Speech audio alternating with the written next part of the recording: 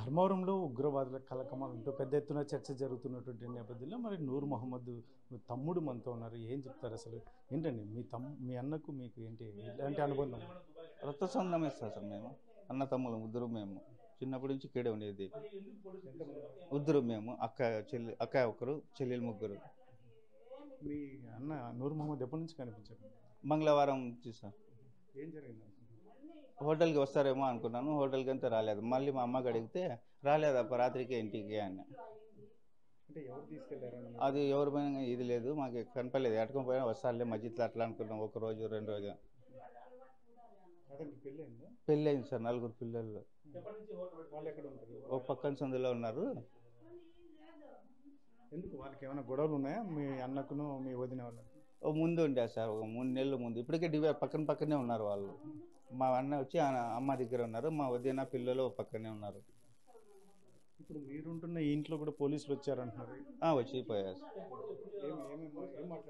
ఏం మాట్లాడలేదు. అన్ని చూసినారు, ఏమేమి ఉన్నాయని. లేదమ్మా అనుమానంతో తీసుకొని పోతానమ్మా అని అన్నారు. మీ అన్న ఇంట్లో కూడా 16 సిమ్ కార్డులు అవన్నీ లేవు. అంతా మేమే ఉండేది కదా. మీ అన్న ఇంట్లో లేవు అన్నా. ఇదే ఇంట్లో పైన కానీ ఉంటాము. ఏమీ లేవు సార్. పరుపు ఒకటి ఉండే 4 జుబ్బాలు ఉన్నాయి అంతే. అన్నవి అంటే ఫోన్లలోనే ఎక్కువ మాట్లాడడం ఇటువంటి ఏమైనా చేసేవాడు? లేదు సార్, మాట్లాడుకునే ఉంటాడు. పని హోటల్ పని కానీ అంతే. వేరే ఊర్లకు అట్లా ఎప్పుడు పోనే పోలే అతను. ఎవరైనా బయట వ్యక్తులు వచ్చి మీ అన్నను కలిసేది? ఎప్పుడు బయట వాళ్ళతో కలిసి మా వాళ్ళతోనే సరిగ్గా మాట్లాడరు. పని నమాజ్ ఇంట్లో అంతే. ఎవరు కొత్త ఏం చెప్తారు మీ అన్న? మా అన్న గురించి పొద్దున్న మంగళవారం నుంచి కనపడలేదు సార్. పాలు తెస్తానని పోయినాడు. 7 గంటలకి పోయినవాడు రాలేదు. ఇంకా మస్జిద్ కూడా పోలేదు. ఆ పాలు తీసుకున్నాడంట. బండి కూడా మాయమైపోయింది. 2 మనుషులు వచ్చి కారులో తీసుకుని పోయినారు. అది మాకు కూడా తెలీదు. మేము రాత్రి ఫోన్ రాలేదు, ఛార్జింగ్ అయిపోయిందిలే, పద్దన వస్తాడులేని ఊరుకున్నాం.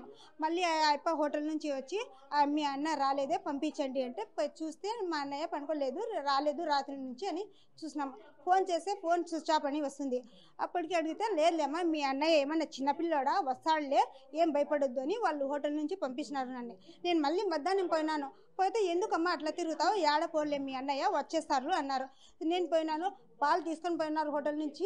నేను పోలీస్ పోయి కంప్లైంట్ ఇస్తాను హోటల్ వాళ్ళ మీద, మా అన్నయ్య ఈడి నుంచి పాలు తీసుకొని పోయినారంటే అమ్మయ్య మాకేం సంబంధం లేదు, మీ అన్నయ్యని ఎవరో వచ్చి బండిలో తీసుకొని పోయినారు, ఆ మాట ఒకటే చెప్పినారు. ఎవరు తీసుకొని పోయినారు ఎవరు అని నేను ఇంటికి వచ్చి అందరికీ చెప్పినాను. చెప్తే వాళ్ళు ఏమో కొంతమంది చనిపోయి చేసినారు, చంపేసి వేసినారు, ఎత్తుకుని అని చెప్పినారు. నాకు భయపడి అంత హాస్పిటల్ అంతా వెతికినాము, ఎక్కడ దొరకలేదు. మా అన్నయ్య బాడీ కూడా దొరకలేదు. ఎక్కడ పోయినారని అట్లా 2 రోజులు అయిపోయింది. మళ్ళీ వస్తారులే ఫోన్ చేస్తూనే ఉన్నాం. మేము ఫోన్ స్విచ్ ఆఫ్ అయింది, రాలేదు. 3 రోజులు అయింది. మళ్ళీ పోలీస్ స్టేషన్కి పోతే పోలీసులు అంతా దాంట్లో ఉన్నారు, పులిందుల్లో మీటింగ్ జరుగుతుంది అమ్మా, 3 రోజుల వరకు రారు పోలీసులు, అప్పుడు చూస్తాంలే, ఊరు ధైర్యంగా ఉండు, ఏం కాదు మీ అన్నకి అని చెప్పినారు వాళ్ళు పోలీసులు. చెప్తే వచ్చేసినాము. నిన్న ఈరోజు జెండా ఎత్తరా అని సాయంత్రం వస్తున్నారు. వాళ్ళంతా వస్తే పోయి పోలీసులోకి కంప్లైంట్ ఇచ్చినాము. మా అన్నయ్య ఇట్లా కనపడలేదు, మీరే ఒకటి చేయండి సార్ అని చెప్తే, మీ అన్నయ్య ఎవరి మీద అనుమానం ఉందమ్మా అంటే మాకు ఎవరు లేదు, మా అన్నయ్య ఎక్కడ పోయినారో ఫస్ట్ మా అన్నయ్య ఇంటికి వస్తే మా అన్నయ్యని ఎవరు కిడ్నాప్ చేశారో వాళ్ళు నోట్లో చెప్తే అప్పుడు కేసు పెడతామని మేము చెప్పినాము. సరేలే అమ్మా అని కేసు రాసుకున్నారు వాళ్ళు. మేము ఇంటికి వచ్చేసాను. ఆగస్టు 15 జరిగింది కదా, నిన్న ఏం పోలేదు. నిన్న సాయంత్రం కూడా ఫోన్ రాలేదు. మళ్ళీ 7:30కి మా అన్నయ్య ఫోన్ రింగ్ అయింది అంటే మా అన్నయ్య మా అమ్మ అందరూ ఫోన్ చేసినాము. చేస్తే అన్నయ్య ఫోన్ రింగ్ అవుతుంది అని చేసినాము. అర్ధ గంట రింగ్ అయింది, మళ్ళీ ఆఫ్ అయిపోయింది. మళ్ళీ ఆఫ్ అయితే మళ్ళీ మా అన్నయ్య వాళ్ళందరూ పోయి ఎక్కడున్నారు మా అన్నయ్య, పిలుచుకొని వస్తాం బండి తీసుకొని అని చెప్పున్నాం రాత్రి. వాళ్ళు తెల్లారుజామే వచ్చినారు. 4 మంది తీసుకొని సార్లు వచ్చినారు. మా అన్నయ్యకి ముసుగు వేసి తీసుకొని వచ్చినారు. వాకిలి కొట్టినారు. 5:30కి వేసినారు. వచ్చి మా అన్నయ్యని ఆడ కూర్చోబెట్టినారు. నన్ను ఆడ కూర్చోమంటే 4 సార్లు. ఎంతమంది వచ్చారు? ఫస్ట్ 4 వచ్చినారు. నలుగురు వచ్చి ఈ పక్క ఇద్దరు ఉన్నారు, ఈ పక్క ఇద్దరు ఉన్నారు. మళ్ళీ లోపలికి వచ్చి వాకులు వేసి మా ఫోన్లో వీడికి రాండి చెరుకట్టు దగ్గరికి రాండి అని చాలా మందికి పోలీసులు చెప్పినారు. వాళ్ళు చాలా మంది మిలిటరీ వాళ్ళు, వీడియో వాళ్ళు, కెమెరా వాళ్ళు అంతా చాలా మంది బయట ఉన్నారు. మేమైతే లోపలే ఉన్నాం. వాళ్ళు వచ్చినారు. మీరేం కావాలమ్మా అంటే మా అన్నయ్య అన్నాను. ఆయమ్మ అంటే అమ్మ అన్నాను. నువ్వు అంటే చెల్లెలు అన్నాను. మాట తిప్పి అడుగుతున్నారు. అదే మాట నేను అన్నాను, పెద్దన్నయ్య నేను చెల్లెలు అమ్మకు. పోయినారో ఏం దొరికిందో ఏమో మాకైతే చెప్పలేదు. ఈడ ఇల్లంతా సోదా చేసినారు. అన్నీ చేస్తే ఈడ ఏం చిక్కలేదులే అమ్మ అని నాతో ఈడ చెప్పినారు. పైన ఏం చిక్కిందో ఏం లేదో మా అన్నయ్యతో వాళ్ళు తీసుకువెళ్ళడం అందు మీరు ఏం చూడలేదమ్మా? చూడలేదు సార్. పైన వాళ్ళు పోయినారు. మాకు ఈడ వేసి వాకేసి మీరు రావద్దని. బయట ఏమో కానిస్టేబుల్ ఆడళ్ళు చాలా మంది ఉన్నారు. మేమైతే పైకి పోలేదు. చాలా మంది పోలీసులు వచ్చినారు, సార్లు, అది మిలిటరీ వాళ్ళు. మీ అన్న పైన రూమ్ లో చెక్ చేస్తే పోలీసులు సిమ్ కార్డులు లాంటి చాలా దొరికినాయి అంటున్నారు సార్. అది ఏమో అబద్ధమే అంటున్నాను నేనేమో. మా అన్న ఏమో సిమ్ దొరికినాయని వాళ్ళు చెప్తున్నారు సార్. మా అన్న ఏమో అట్లా వాడు కాడు. మా అన్నయ్యని ఎవరో బాగా ఇది చేసినారు సార్, బందిగాతోనే చేసినారు అంతే. ఏం కొడతారమ్మా ఇప్పుడు? మీ అన్న ఇప్పుడు తప్పు చేశాడు అనుకుంటున్నారా లేదా మీరు? నేను చిన్నప్పటి నుంచి చూస్తున్నాను. మా అన్నయ్య డబ్బులు అప్పు చేయాలంటే కూడా భయపడతాడు. ఒక్క సొమ్ము తినడు. మా ఇంట్లోనే నీళ్ళు కొంచెం తాగుతాడు. నేను తినేది బయట కూడా ఏం తీసుకుని తిన్నాడు. డబ్బులు అసలు అప్పు చేయాలంటే కూడా భయపడతాడు. యాడ్ నుంచి తేయాల ఎక్కడని హోటల్ పోతాడు. వాళ్ళు పని చేసే కూలితోనే తింటాడు. వాడే ఒక సొమ్ము తీసుకోడు, ఒక సొమ్ము కూడా ఇది చేసుకోడు. భయం అప్పు అంటేనే, ఎక్కడికి పోవాలంటేనే భయం. చిన్నప్పటి నుంచి చదువులో కానీ అట్లా ఎట్లా ఉండేవాడు? చదువు మా అన్న కొంచెమే చదువుకునేది, ఎక్కువ చదువుకోలేదు. బెల్లర్ పని పోయినాడు. మళ్ళీ హోటల్ పెట్టుకున్నాం మేము. ఎవరు లేరు. మా అన్నయ్య అంతమందితో ఫ్రెండ్గా ఉండడు. ఊరికే ఉంటే కూర్చుంటాడు, హోటల్ పోతాడు, మస్జిద్కి, లేకపోతే పండుకుంటాడు ఇంట్లో వచ్చి. మా దగ్గర నుంచే పండుకునేది. ఏడ సపరేట్ ఏమి ఉండదు. చూడొచ్చు వాళ్ళ తల్లి కూడా వాళ్ళు బీడీలు చుట్టూ ఒక జీవనం సాగించేటటువంటి నూర్ మొహమ్మద్ తల్లి వాళ్ళు సొంత కష్టాన్ని కూడా నమ్ముకున్నటువంటి పరిస్థితి చూడొచ్చు. ఆమె తన పని తను చేసుకుంటున్నటువంటి నేపథ్యంలో ముఖ్యంగా మరి ఆమె తల్లి ఏం చెప్తుందో చూద్దాం. అమ్మా ఏంటి నీ కొడుకు మీద వస్తున్నటువంటి ఏం చెప్తావు? నా కొడుకు అట్లాడు కాదు సార్. నా కొడుకు మంచోడు. పిల్లప్పటి నుంచి ఈ గొర్రెలోనే పుట్టినాడు. ఇక్కడే ఉండాడు. మేమే వేరే గేరు కూడా మార్చలేము. మేము ఉండేది ఈడే. నేను పుట్టిండేది, నా పెళ్ళి అయిండేది, నా పిల్లలు పుట్టిండేది ఈ గేరే. నా పిల్లలు మంచోడు. ఎవరు చెడ్డోడు జతలు కూడా పోడు. ఇది కూడా అలవాటు ఏం లేదు నా కొడుకుకి. మంచోడు, చాలా మంచోడు. ఇంతమంది చాలా మంది వచ్చి పోలీసులు మీ కొడుకుని తీసుకెళ్ళారు, అరెస్ట్ చేశారంటున్నారు. మాకు ఎంత ఎంక్వైరీ చేసినారు మా ఇంటికి. ఏంది లేదులేమ్మా, ఊరికి అనుమానంతో ఏ కాదు వస్తాడని పిల్లోడు అని అన్నారు. మాకి పోలీసు వాళ్ళు పిలుచుకొని పోయినారు. అనుమానంతో లేదమ్మా, నువ్వు ఎందుకు భయపడద్దు అన్నారు. నీ కొడుకు సపరేట్ రూమ్లో పైన ఉంటాడు కదమ్మా, ఆ రూమ్లో చాలా సిమ్ 2 వారాలు ఆయా వీటికి వచ్చి అంతే. లేకుంటే మా రూమ్లోనే అంతా మేము కలిసి ఉండేది. సిమ్ కార్డులన్నీ చాలా దొరికినాయి. ఊరికి అబద్ధం సార్. నా కొడుకు దగ్గర ఏంది ఉండేది ఒక ఫోనే. అంతా వెతికి చూసిపోయినారు. అంతా అబద్ధం చెప్తాండారు నా పిల్లల మీద. నా కొడుకు అట్లా వాడు కాదు. నాకేమో నా కొడుకు కావాలా సార్. నాకంటే ఎవరు లేరు. ఆ పిల్లలు ఒకటే ఉండేది నాకు, నా బిడ్డ. ఈ ఇండ్లు పాత ఇండ్లు రిపేరీ చేసుకొని 2 వారాలు ఆయా వచ్చి ఇంటికి అంతే. నాకైతే ఎవరు లేదు, భర్త కూడా లేదు. ఇంకా ఉండే దాతారు ఆ పిల్లడికి చూసే ఇట్లా.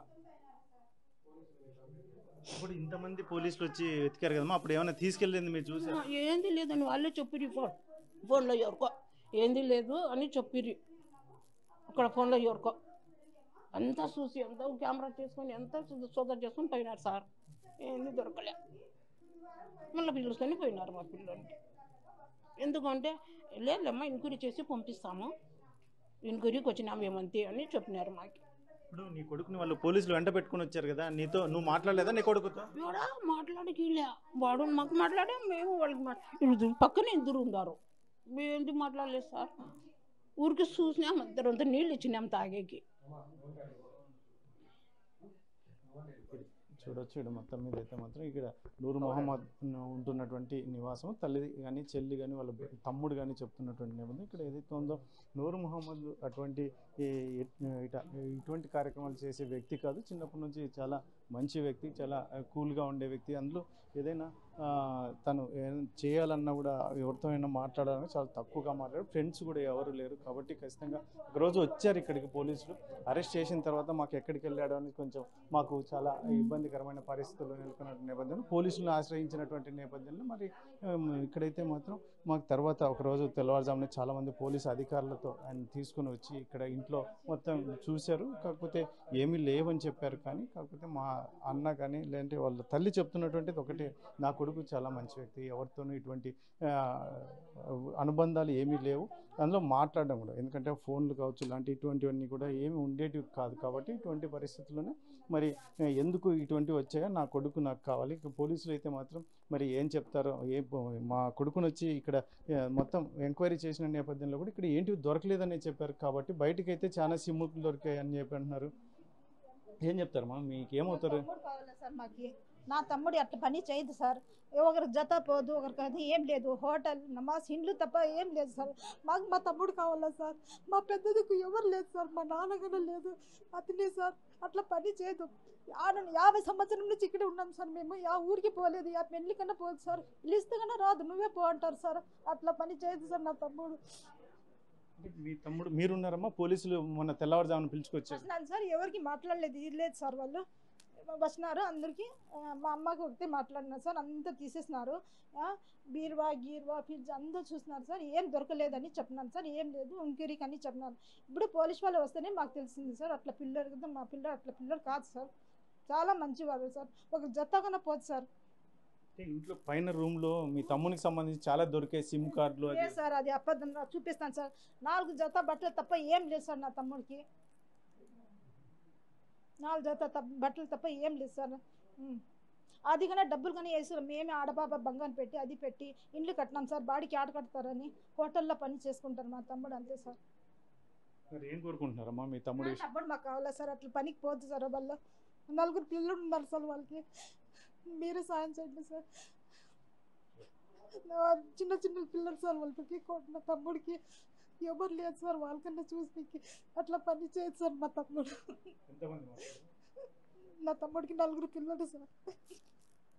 నేను పెద్దది, మా 2 తమ్ముడు, నాకు కన్నా 3 చెల్లెలు. మేము 4 సార్. ఇక్కడ ఉన్నాము. పెళ్లి చేసుకొని మేము ఎక్కువ. మా అమ్మ, నా చెల్లెలు, నా తమ్ముడే ఉండేది సార్ ఇక్కడ. మొహమ్మద్ నివాసం ఉండేటువంటి ఇంట్లో ఉన్న ఇంతకుముందు తల్లి, చెల్లెలు, తమ్ముడు వాళ్ళు మాట్లాడినటువంటి నేపథ్యం కూడా చూసాం.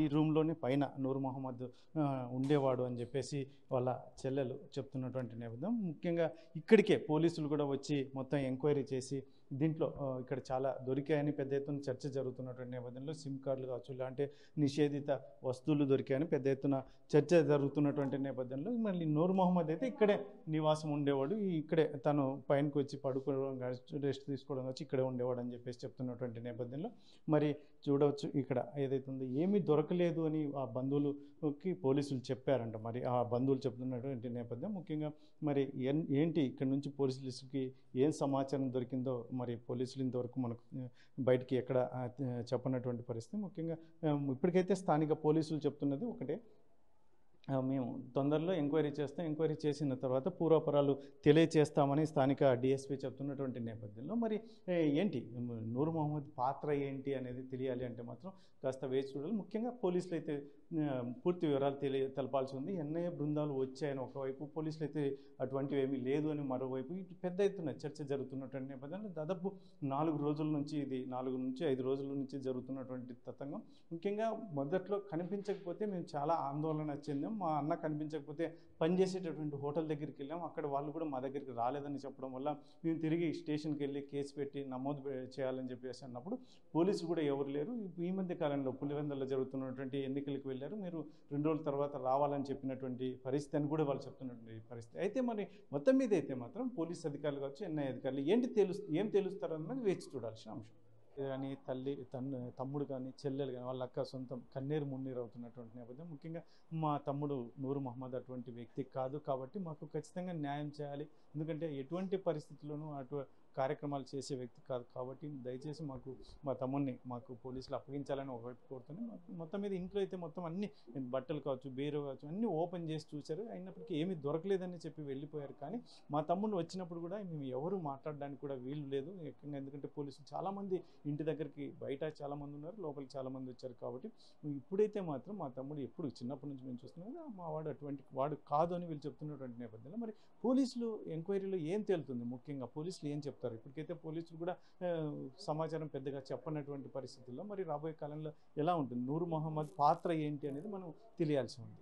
ధర్మవరంలో ఉగ్రవాదుల కలకలం అంటూ పెద్ద ఎన్ఐఏ కూడా ఇక్కడ వచ్చి సోదాలు చేస్తున్నటువంటి నేపథ్యంలో స్థానిక డిఎస్పీ ఇన్ఛార్జ్ డిఎస్పీ నర్సింగప్ప గారు ఉన్నారు. ఏం చెప్తారు ఆయన మాటలు? సరే, ఏంటి ఈ ఎన్ఐఏ వచ్చి బృందాలు ఇక్కడ తనిఖీ చేస్తున్నటువంటి నేపథ్యం? అది కరెక్ట్ కాదు. ఎన్ఐఏ బృందాలు ఏం కాదు, కానీ స్థానిక పోలీస్ సమాచారం మేరకు లోనికోటలో కొత్వాల్ నూర్ మొహమ్మద్ అనేటువంటి వ్యక్తి ఒక చికెన్ షాప్లో పనిచేస్తూ అతను కొన్ని నిషేధిత ఉగ్రవాద సంస్థ గ్రూపుల్లోన మెంబర్గా ఉన్నాడని చెప్పే సమాచారం పైన అతని అదుపులో తీసుకుని వాళ్ళ ఇంట్లో సెర్చ్ చేయడం జరుగుతుంది. తర్వాత అందులో అతని దగ్గర నుంచి సిమ్ములు 2 సిమ్ములు దొరికినాయి. ఆ మొబైల్లను చెక్ చేస్తే అతను కొన్నిటువంటి గ్రూప్స్లో ఉన్నాడు. ఆ గ్రూప్స్లో ఎందుకున్నాడు, దానికి అడ్మిన్ ఎవరైనటువంటి వివరాలన్నీ సేకరించవలసి ఉంది. ఈ పూర్తి విచారణ చేసిన తర్వాత పూర్తి స్థాయిలో సమాచారం సేకరించిన తర్వాత దీనిపైన ప్రెస్ మీట్ పెట్టి అతను అరెస్ట్ చేయడం జరుగుతుంది. నూర్ మొహమ్మద్ కుటుంబ నేపథ్యం ఏంటి సార్? వాళ్ళైతే వాళ్ళ మదర్ బీడీలు చుడుతుంది. ఇతను వచ్చేసి ఒక చికెన్ సెంటర్లో కుక్గా పనిచేస్తున్నాడు. ముఖ్యంగా ఇతని కుటుంబంతో కూడా దూరంగా ఉంటున్నాడు అనేది ఒకటి. వాళ్ళ కింద తల్లి వాళ్ళు, పైన ఇతను ఉంటున్నాడు.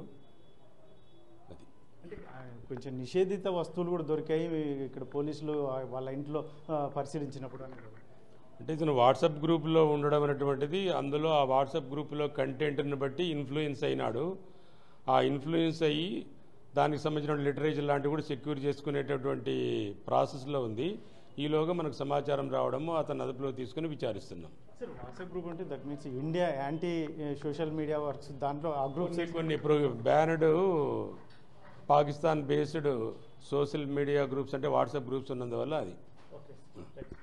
మొత్తం మీద స్థానిక డిఎస్పీ నర్సింగప్ప గారు చెప్తున్నటువంటి నేపథ్యం ఇక్కడ ఉన్నటువంటి ఏదైతే ఉందో కొన్ని నిషేధిత గ్రూప్స్లో ఇతను యాక్టివ్గా ఉండటం వల్ల మొత్తం అయితే ఎంక్వైరీ చేస్తున్నాం. ఎంక్వైరీ చేసిన తర్వాత పూర్తి వివరాలు మాత్రం తెలియజేస్తాము అని చెప్పేసి డిఎస్పీ చెప్తున్నటువంటి నేపథ్యం. Camera person Sudhakar, Challakanaidu, RTV, Dharmavaram నుండి సత్యసాయి.